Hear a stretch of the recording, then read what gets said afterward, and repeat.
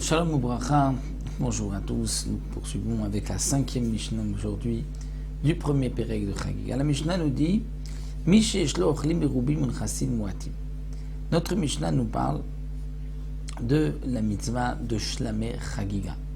C'est-à-dire, comme nous l'avons vu, il y a une mitzvah d'apporter un korban shlamim au moment de la fête, au moment des 3 fêtes de pèlerinage. Celui qui a Yeshlo Ochlim Merubim, il a une grande famille, il a beaucoup de bouches à nourrir.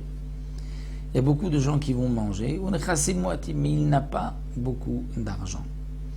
Alors on va lui dire, mais vim shlamim merubim volot moatot. On lui dira, amène beaucoup de korban shlamim et peu de korban ola. Pourquoi? Le korban ola est entièrement brûlé. Personne ne va en manger. Et lui, il a des bouches à nourrir. Et le korban shlamim est mangé par les propriétaires. Donc il vaut mieux, puisqu'il n'a pas beaucoup d'argent, investir, apporter plus de korban shlamim, il pourra nourrir ainsi sa famille et apporter moins de korban ola. Dans le cas contraire, nechassim merubim, il a beaucoup d'argent, mais il a une petite famille, peu de bouche à nourrir. Alors là, mais violot merubot shlamim motim, on va lui dire amène plus de korban ola, puisque le korban ola c'est un sacrifice qui est entièrement brûlé, un cadeau pour Hachem, plutôt que d'amener des shlamim, puisqu'il y a une part pour les propriétaires, et là il n'a pas beaucoup de bouche à nourrir. Dans le cas où Zev Mouat, c'est-à-dire il a peu d'argent, mais il a aussi une petite famille, alors on lui dira Al-Zenemar, le minimum, Mea Kesef ou Shte Kesef, comme nous l'avons vu, un korban ola avec Mea Kesef, et Shte Kesef, 2 pièces pour le korban shlamim. Vous vous rappelez, nous avons vu que c'était la marloquette entre Beth Shammai et Beth Hillel.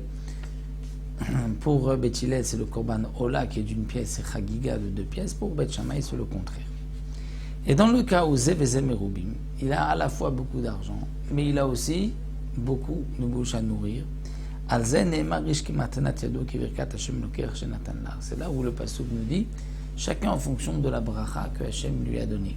Si il a beaucoup d'argent, alors il pourra amener beaucoup de korban ola, beaucoup de korban shlamim.